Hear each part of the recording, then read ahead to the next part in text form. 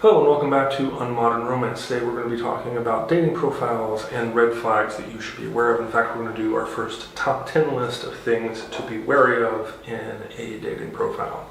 So the first one is that it is empty, or especially like one of the most dreaded things that you should be afraid of is no one reads these anyway. So empty, I understand, like you decide, hey, I want to start a dating profile, and you're like, hey, we'll fill this out later.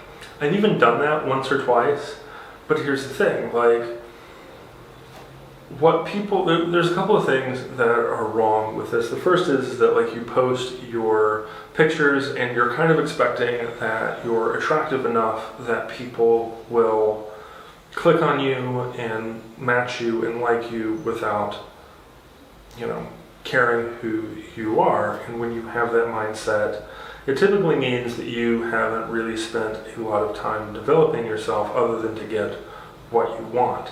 The other thing that it says is that you don't really care about the relationship or setting that up. What it basically means is like, hey, I have this thing that I want, which is for another person to make me feel good. So why doesn't everyone out there match with me and make me feel good? It basically shows that you're not willing to give a lot in the relationship or to another person to make them feel good, that this isn't a reciprocal agreement. This is about someone else meeting your wants and needs. And the no one reads these anyways basically says that you've given up on relationships or trying. Like, what's the point in trying? What's the point in putting effort forward because I'm not going to get what I want back anyway, which is basically like nihilism. You're just complaining about why the world hasn't, done what it is that you want it to.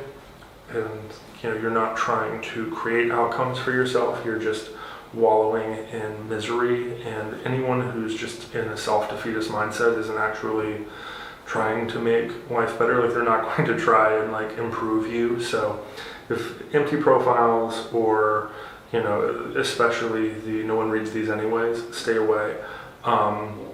Change my mind, everyone out there is shit, but, please be the good one. We'll get more into that in a minute, but I appreciate that sometimes the amount of sections, because it varies between dating site. I'm not going to go dating site to dating site because most of them are pretty generic. However, some of them have a ton of different sections to fill out, and one only has a general about me, and a lot of those are you have 500 characters, which is even more difficult. I feel like it's almost more difficult to write less and more succinctly, as I tend to ramble, as I've been told here. But you definitely want to put stuff out there. You definitely want to have, I'm actually going to make a video next week on things that should be in your dating profile, so hopefully those people, because I think a lot of people have a really hard time talking about themselves because they don't really know what about themselves is unique or what about themselves is important to get out there. And a lot of people don't want to put out their private life, their private goings on, or what they think in their head out there. They're afraid of being judged, which I think is also not healthy. Like, people who are so afraid to express themselves or who don't open up, it's a little bit of a problem because those are people who are usually bad at communication, and that's the last thing you want in a relationship. So yeah, that's not a good one. The next one is complaining about the other gender. So, if you see somebody and they're like, well, men are the worst, and they're all cheating dogs, and prove me wrong, and my last guy beat me, and they start listing every bad interaction that they've had on the dating site, and it's like they want you to feel bad for them, and here's the reality is that everybody has been on bad dates. Like, you're dealing with other people, and people can be the worst. So when you interact with them regularly, which dating sites tend to make you do, typically you're going to be interacting with someone new every day or so. If that's the case, some of them are going to not be great, and some of them are going to be stressed, and some of them are going to misconstrue what you say because, they're on their cell phone, and I feel like there should be a whole thing on just communicating and good texting behavior. Because some people are the worst texters, some people are the worst emails, some people, there's a different mental process to how people talk to versus, how people are. So it's like you're dealing with that, and yeah, like you're going to get bad interactions and bad actors and people who are out there to be malicious. And so everybody's got negative experiences. It's not a male thing, it's not a female thing, it's a human thing. So if you're focused on negative things and want the, again, it's this self-serving thing, and I think a lot of people end up being selfish. They're, but here's the issue, is like, if what I'm wanting is to find, the man or woman to marry, to have a family with, if that's the end goal, and I'm sitting here like, well, this one person slept with me and never called me back, and that's out there. First things first, like, people of quality don't want to hear complaints. Like, they want to know that you're going to treat them well, not be hung up on your past relationships. So, like, if something happens, like you have a negative experience, and I talk about mine here because this isn't necessarily a dating thing. Like, I'm not expecting, nor would I be receptive to someone, reaching out and be like, hey, you seem really awesome, you seem to know what you want, would you want to go out? Like, no, like I said, I'm getting married next week, so probably by the time this comes out, I will have already been married. But yeah, so like, this is not what that is. I think that underlining bad behavior is something that I want you to be able to either see yourself in or see red flags for in the future, rather than, be like, oh yeah, sure, like, I think they can be funny, like first date conversations, but I think there needs to be a sense of distance, like, oh my God, yeah, people are the worst, and we can all kind of commiserate in that. However, being like stuck up on them and putting that in your profile, it just shows a lack of maturity and a lack of focus on the end goal. Like, if you want to think of it in these terms, like if you think of like sports, and what you want is to be able to run a marathon, and all that you talk about isn't how you're going to get better or how you're going to get to a place where you can finally go to 26 miles. All you're complaining about is the sprained ankles. If that's literally on, you're like, hey, I'm looking for a coach, but I keep spraining my ankle and blah, blah, blah. You're not looking like, how do I stop spraining my ankle? Or how, because I think that's a lot of the issue is like, we have hang-ups. Like, whenever you have a goal, you're going to have things in the way. I mean, almost nobody is like, oh yeah, I started doing something really difficult and it was really easy for me, and it was everyone else around me was struggling, and I just took to it like a fish in water, and now I'm the best. Like, there's always an amount of work and growth, and anytime you're dealing with growth, you're dealing with discomfort, you're dealing with doing something that you're failing at, and that's really difficult for people to take to. If you're going to learn a new skill, the first time you try it, you're probably going to fail. So, whenever you're putting yourself out there, and you're, especially if you've been,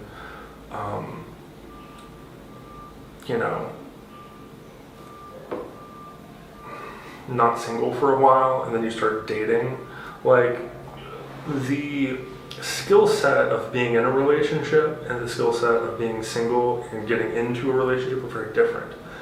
So I almost feel like, and this is kind of a side note, but I almost feel like people who kind of seem awkward in meeting new people are the best ones to like pick up.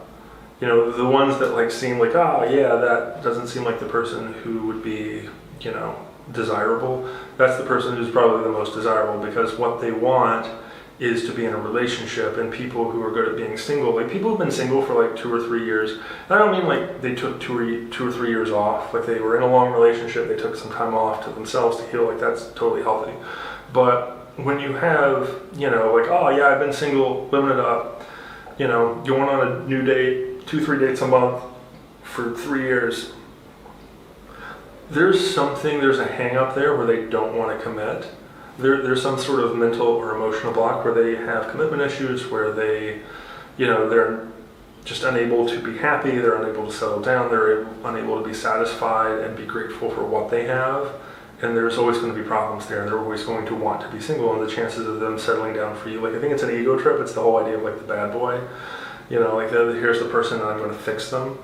No one fixes anyone. Like people only change when they want to change, and only through great sacrifice and work. So the chances of you going in and just fixing somebody is not real.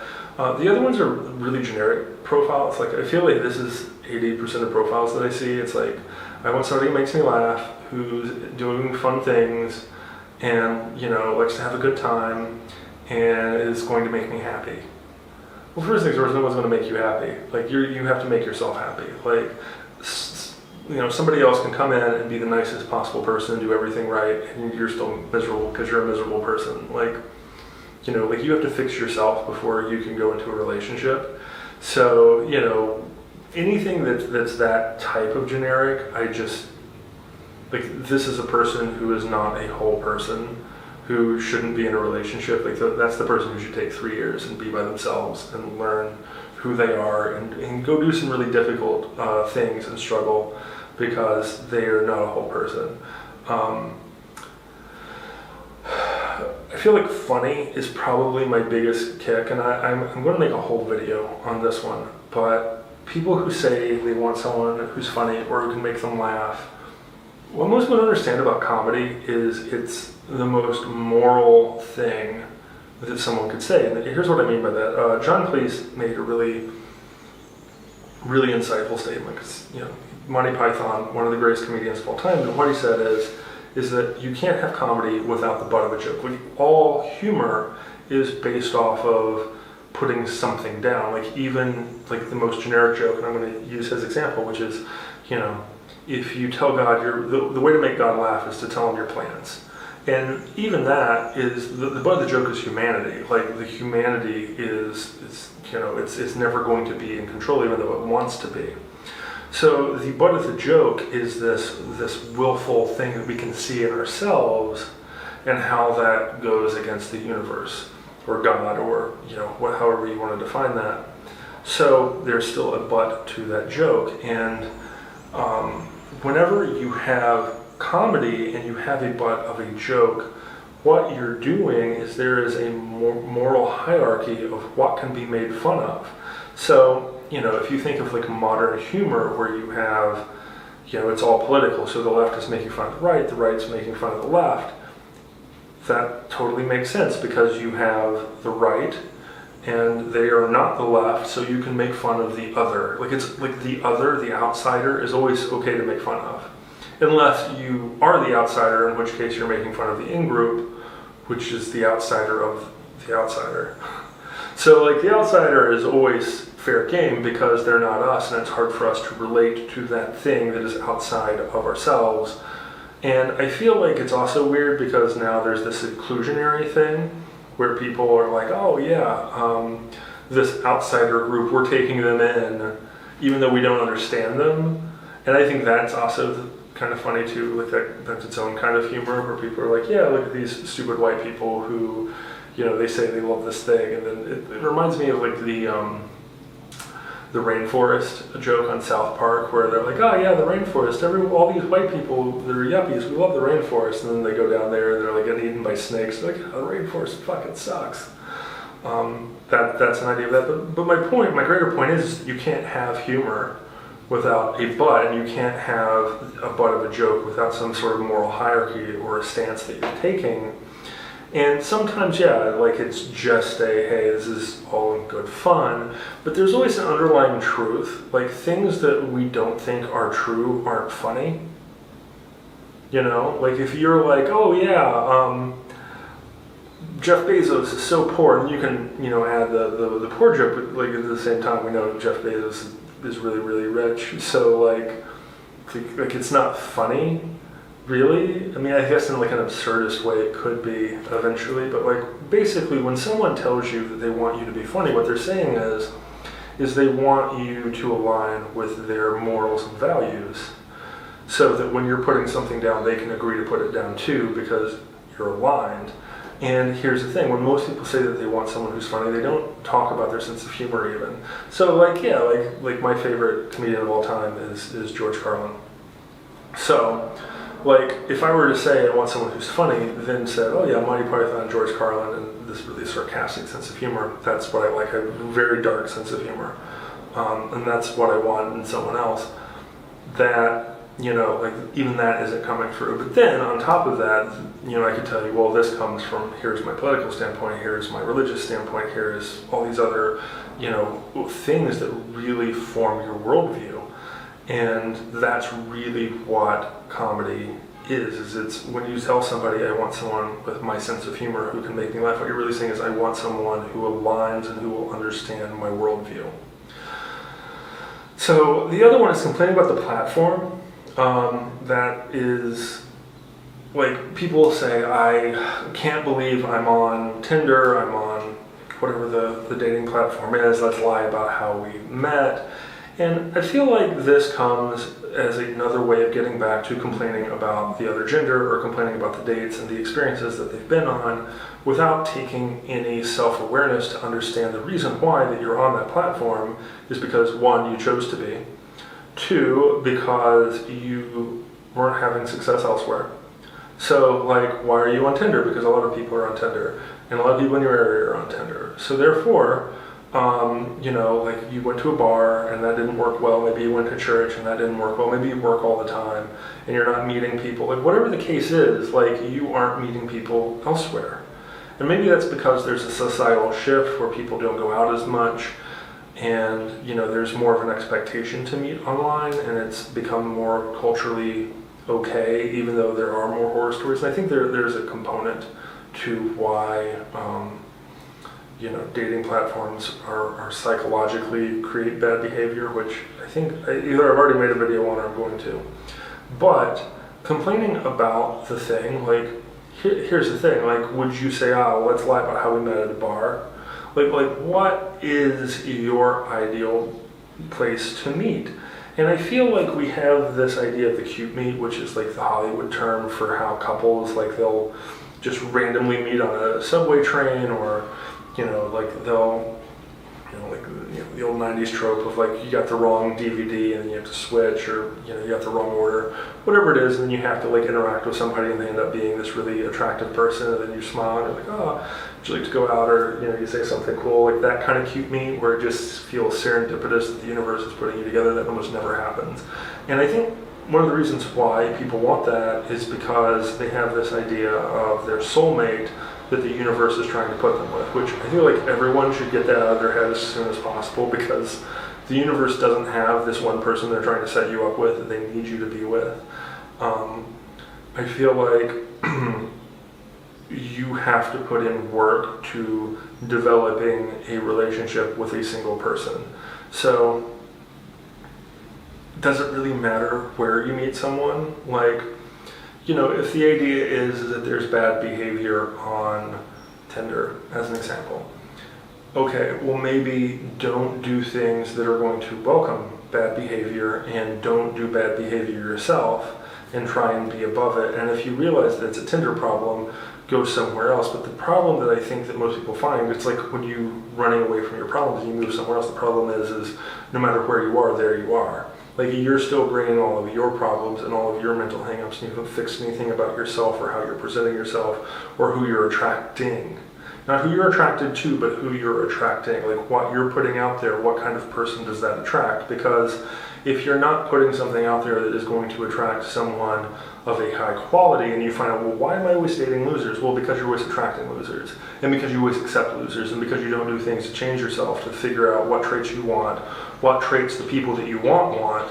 Make sure you develop those traits in yourself, and then, all of that. But people complaining about the platform never understood it.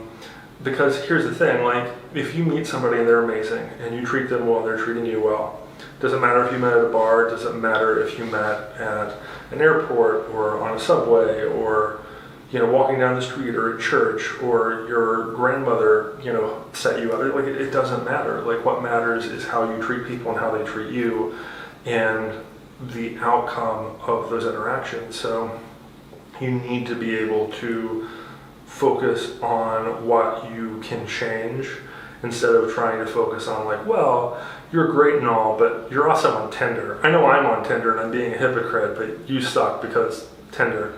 Like that's just you're never going to get through to those people, so just avoid. The other big one that I find, and this is becoming a way longer video than I wanted it to be, but people have a lot of different profiles. Like if you come across the same person and they have more than one profile, especially if those profiles are drastically different, what that means is that person has different profiles to attract different kinds of people, to kind of have a wider net. And what that basically means is that they're playing people. Like those are the people who are kind of sociopathic and narcissistic personalities, because they're playing a game and you're getting played if you decide to play into it. And I see this a lot with, well, I got locked out of my other account, but you're still seeing both accounts. What that means is they've logged into both, so they're not actually locked out of the first account. Like I understand that can happen, but what generally happens with that first account is that because it's not getting logged into, the algorithm is putting it like it's not showing it to people anymore. Like if you had an account and then you started seeing somebody and then 7 months later you forgot the password, okay, that's fine, but in 7 months, like it's so far at the bottom of the thing and it's going to show like it hasn't been logged into it forever on most dating platforms. So yeah, if you see something that multiple profiles, and I don't mean multiple profiles across multiple dating services, like I think it's fine to have more than one, but I also think that like it's also a bit needy if you see somebody having profiles on like 10 different dating platforms, because like how much time does it actually take to monitor? Like who's got time to look through 10 different sets of messages?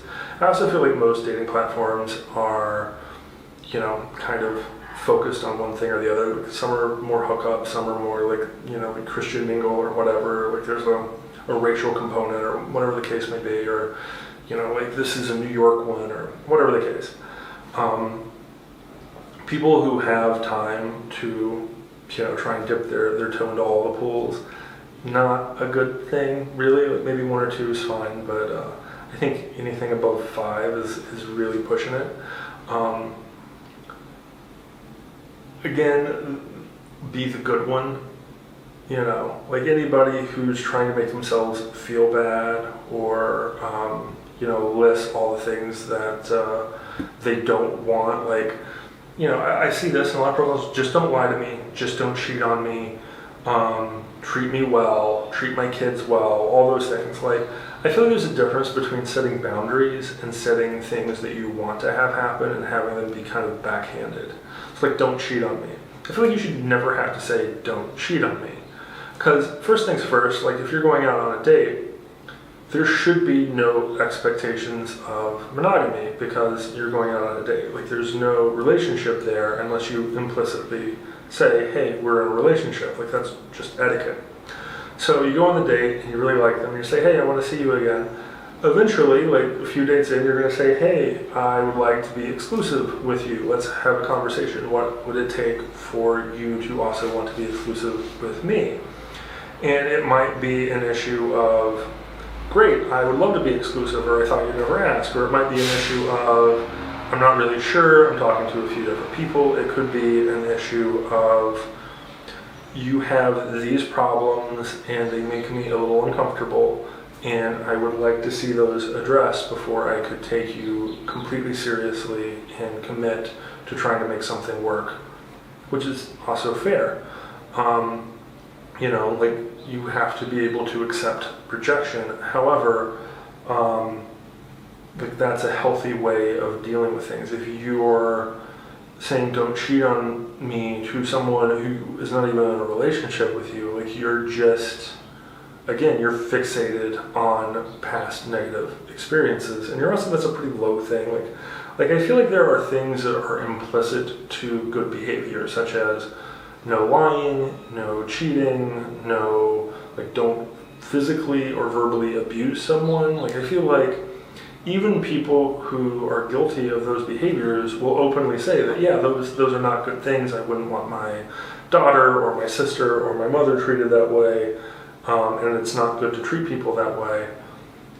I don't think these are things that you have to tell someone, and I feel like those kinds of people tend to have a lot of fixation on that, and because they're so fixated on it, they're looking for any sign. So this is going to be another video, but I had one girl who I was having a morning from hell. Like, I had a doctor's appointment that was far away and early, which means I had to leave really, really, really early.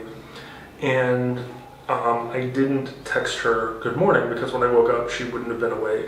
And by the time I could have texted her, I was just having my whole day blow up. So I didn't get back to her until around noon because that's when my day settled down, in which case she was accusing me of everything under the sun, that I was using the lack of good morning as a way to manipulate her, because she had been manipulated in the past, so everything was now a manipulation, or a potential manipulation, or a potential landmine, and she completely went crazy because I was having a busy morning. So, like, you know, I can't imagine, like, this happened fairly early on, but I can't imagine, like, figuring that out months in. Like, or being, I mean, like, I have nightmares thinking about, like, what happens if, you know, I don't catch it, and, you know, because those people are typically a lot of fun, because they're very needy, and they want to bring you in because they have problems, so they want, like, they're, you know, that dependency, like, they want to bring you in, and then you get there, and you're just like, oh my god, this person's crazy. So, one of the other ones that really scares me is the expectations of the first message. So I get this a lot in very attractive people tend to have this, where they'll say something to the effect of, I get tons of messages, they want you to know there's competition, please stand out. I delete everyone who says hi, or copy paste message. Now the copy paste messages are, everyone hates those, because you can tell, you know, and I feel like I get it, like the whole shotgun effect of, like, I'm going to send the same message to 30 people and what have you, but I feel like there's also, like, a weird correlation between people who are like, send me this long message so that you stand out, have the shortest possible profile. So it's like, what are you even responding to?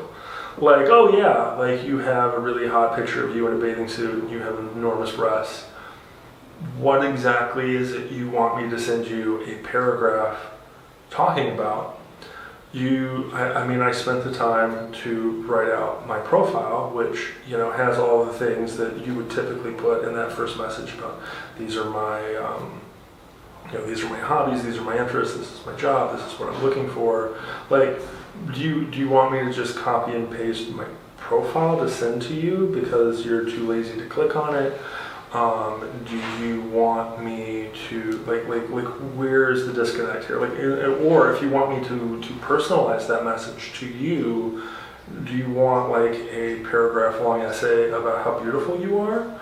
Or the things I want to do to you? Like, that seems skeezy. It is. You know, like these are, do you see the problem? Like, there's nothing wrong with going to somebody and saying, hey, I think you're attractive, which basically signals, hey, I am interested in you, please review the things that I've put out, which is basically my profile, my pictures, and see if you're also interested. And then we can reciprocate that interest and have a conversation later. But there's nothing worse than writing, like, a really, really long paragraph to somebody and then not getting a response, like, putting that much effort.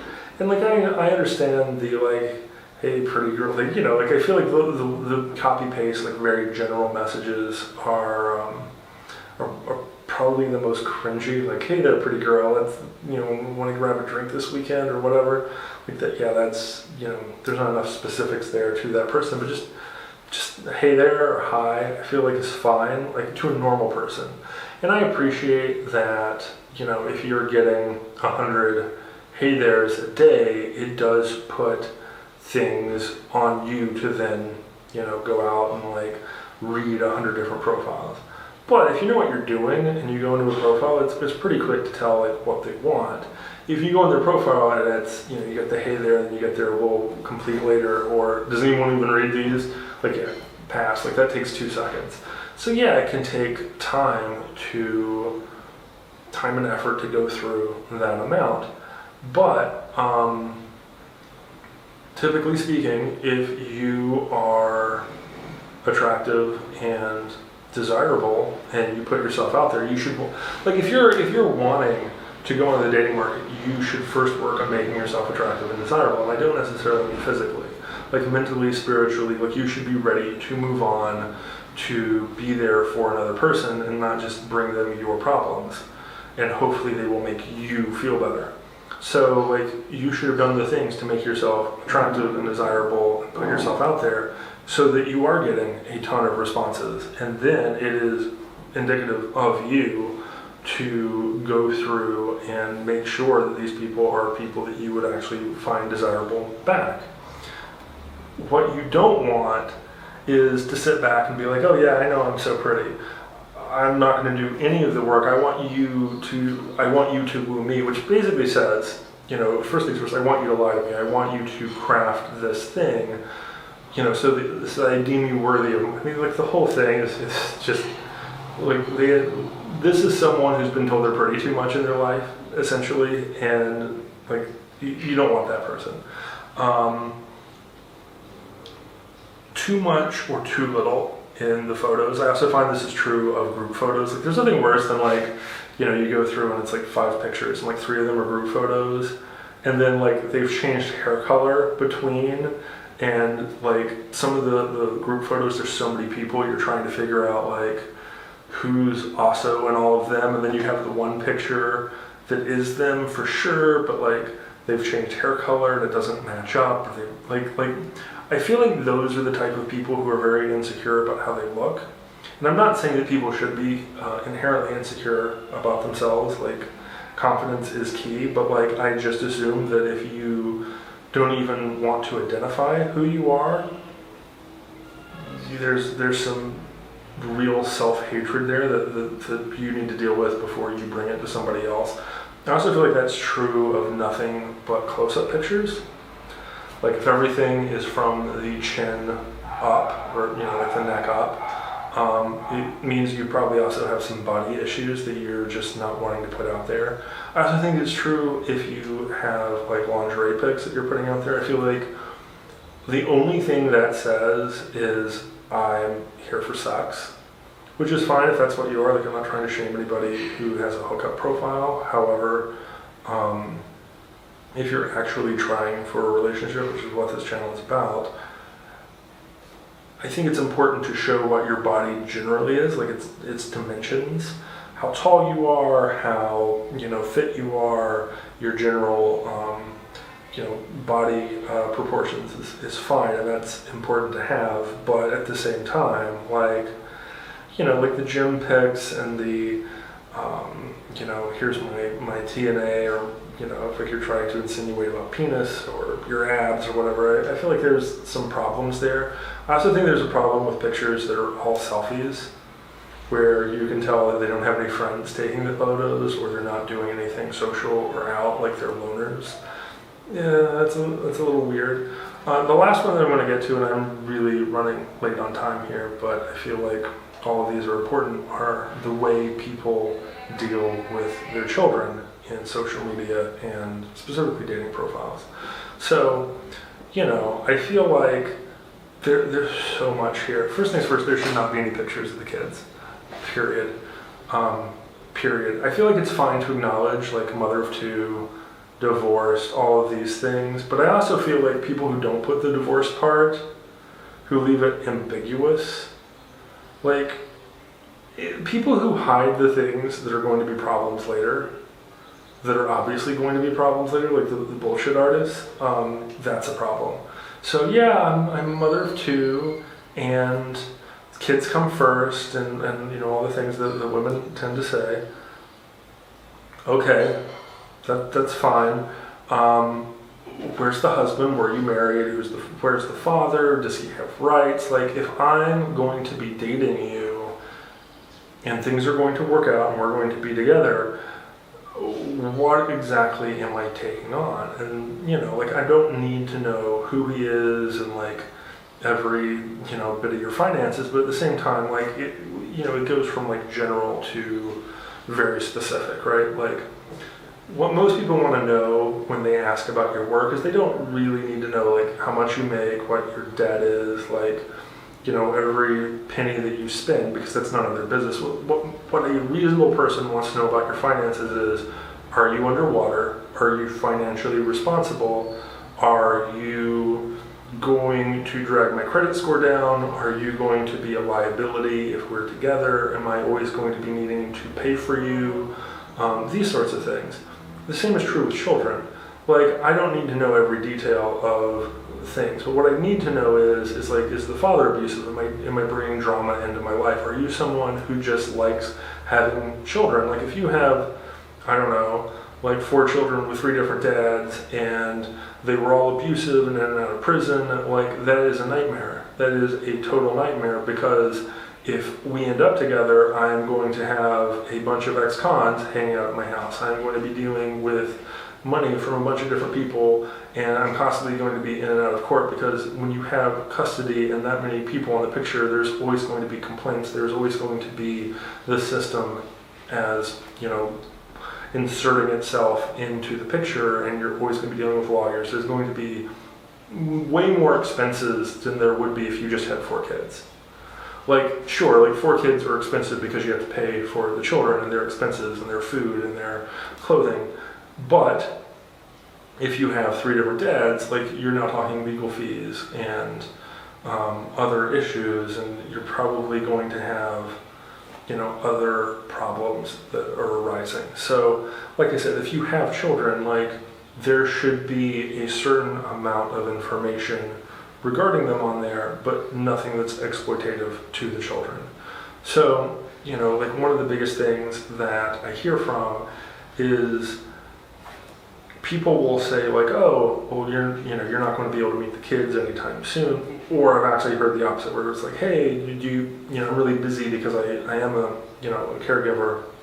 Do you mind hanging out with the kids? Just think of it this way, is like, if you guys break up and you have kids, she's going to be parading your children around a bunch of other dudes. Not cool. 2, like, I don't think you should have to say, like, I don't take the kids. Like, I think that's one of those assumption things. Like, there's certain things that shouldn't be in a profile.